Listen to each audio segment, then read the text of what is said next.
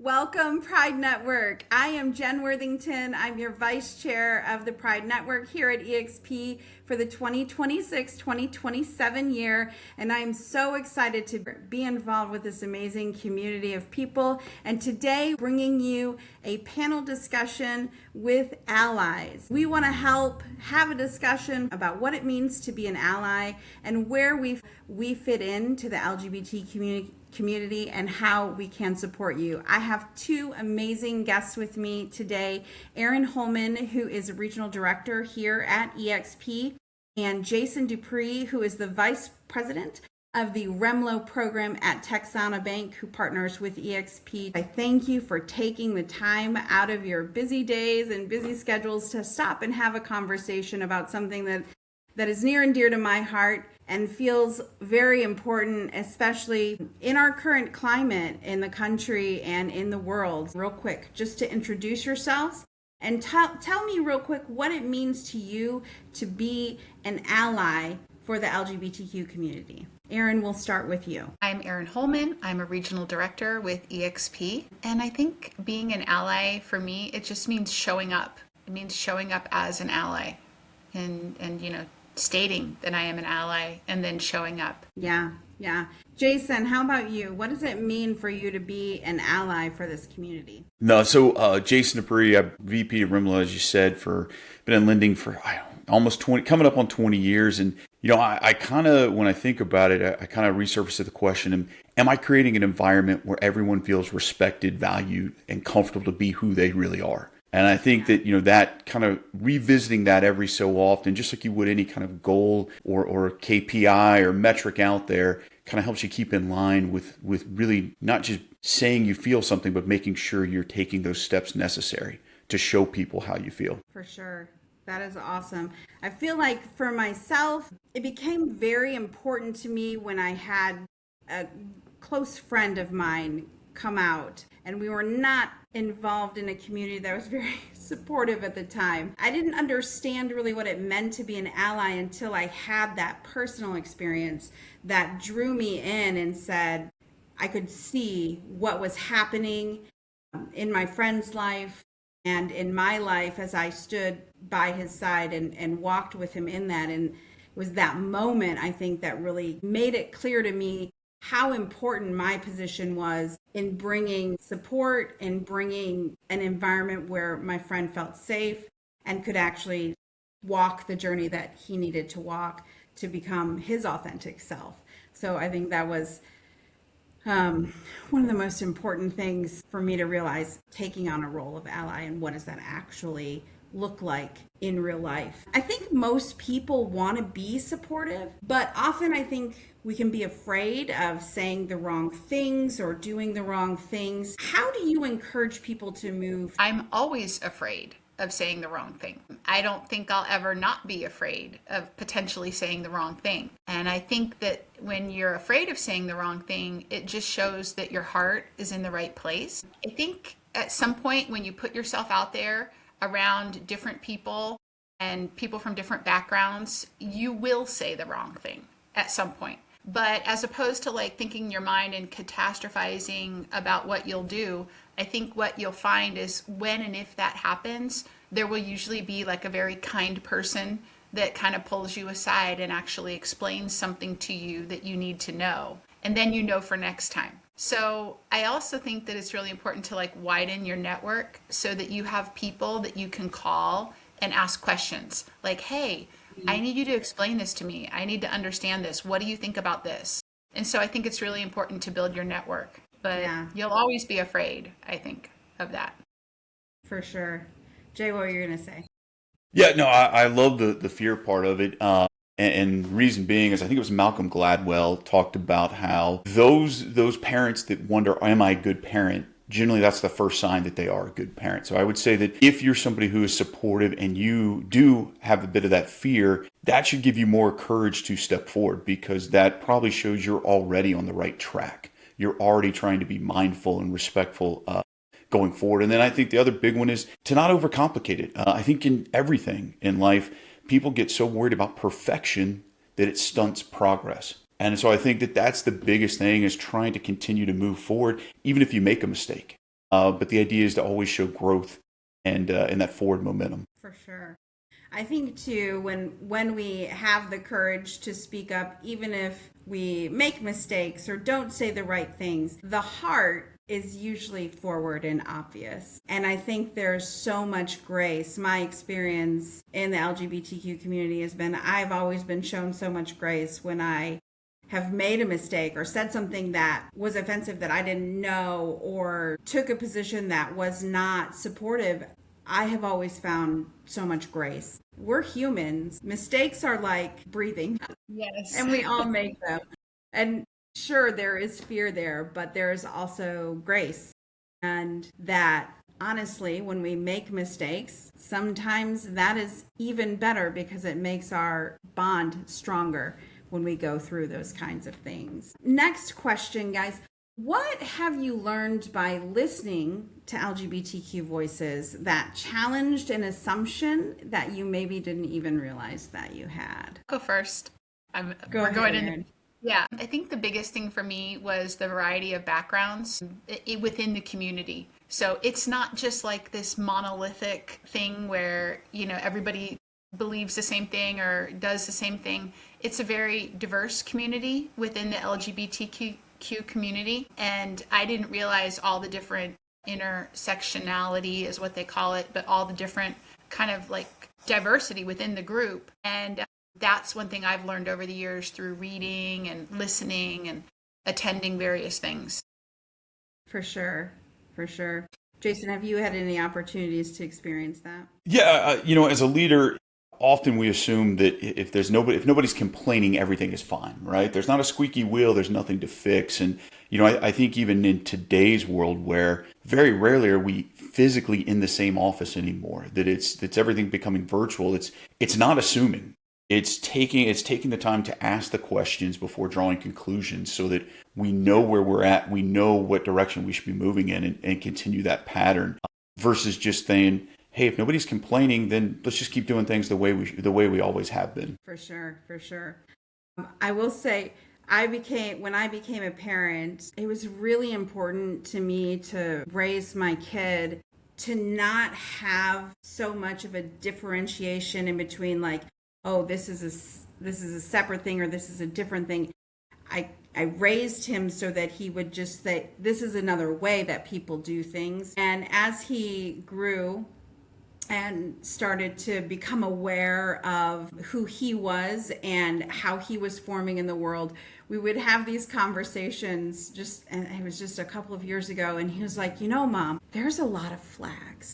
And I was like, there are, aren't there? And so we pulled up on the internet all the different flags for the LGBTQ community. And I have to say, like, that was my whole, oh my gosh, to kind of pair with what Erin said. There's so much diversity within this diverse community already. It's just amazing to me, all of the different expressions. And the beautiful thing about our virtual world that we live in now is how we can find each other and how we can find that connection and how we can see that we're not alone. I think that's kind of one of the beautiful things about what global connectivity has done for us. We kind of can meet and find each other in those spaces. So that is pretty amazing. What do you guys think are some practical things that we can do to create spaces where our LGBTQ community feel genuinely seen, valued, rather than simply tolerated?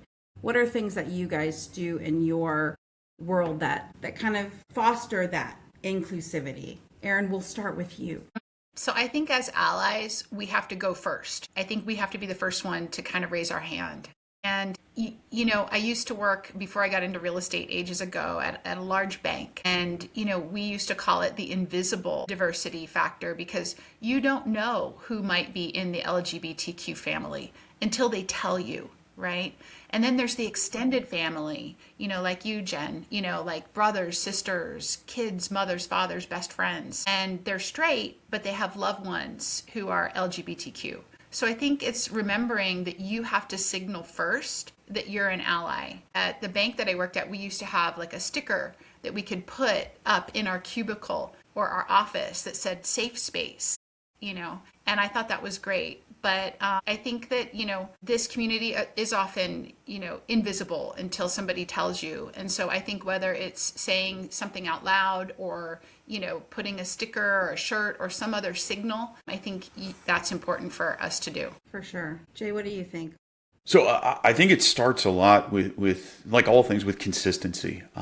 I think some of the grand gestures that people maybe think are a great idea are putting spotlights on what makes people different versus putting the spotlights on what makes people great. And that may be something that's different, but again, it's highlighting those things that show the values people bring, whether it's to your circle of friends or business, and really kind of focusing on those things to make sure that people realize that everyone brings something, whether it's unique or seen more often. But the idea is treating kind of everybody together as one team, and how everybody kind of maybe pulls differently, but pulls in the same direction and together versus, the safe space idea. I get it. It should feel like a safe space, but it shouldn't be a spot that's a safe space in essence. It shouldn't feel like we're differentiating. It should be everybody should feel together and feel like they can talk freely and openly and share ideas. For sure.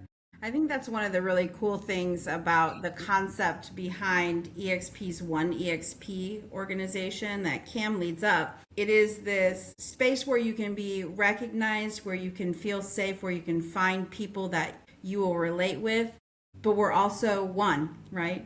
We're all together.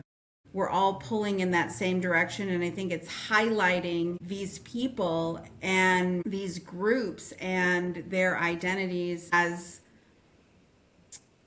unique, but also giving the opportunity for the microphone, for the stage, for their point of view that helps all of us broaden our point of views and our perspectives as well. And just providing those opportunities for everyone to shine makes all the difference.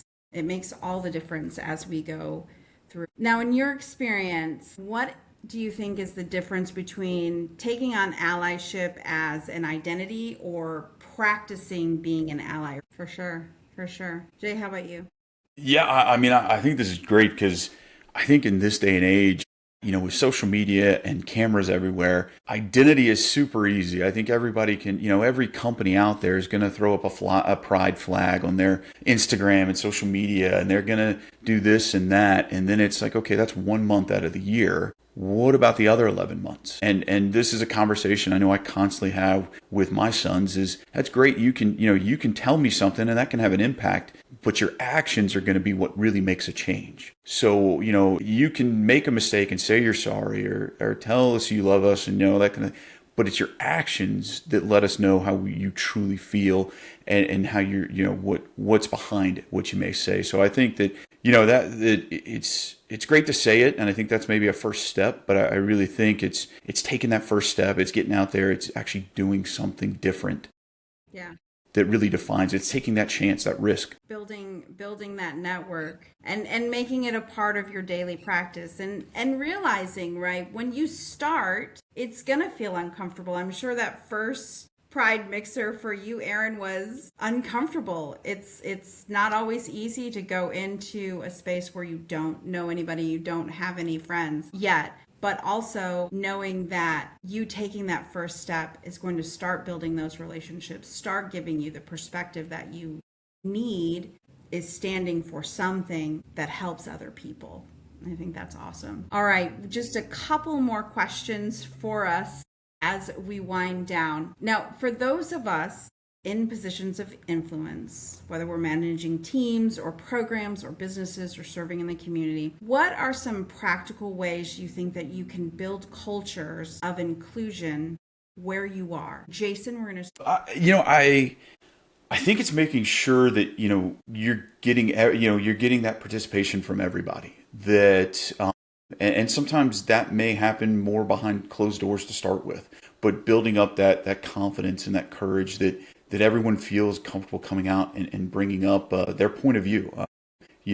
There's a lot of things happening in the U.S. where we're maybe seeing less of that. And, I think people don't realize that not only is it maybe culturally wrong and going to, have a negative impact, but in a sense of business as well. I mean, the more perspectives you can have, period, the better chance of finding the best outcome and the best solution for what you're tackling from day to day. So I think it's really just making sure that everybody is willing to speak up. And if not, maybe it's helping to speak up maybe for them and start the ball rolling. Yeah.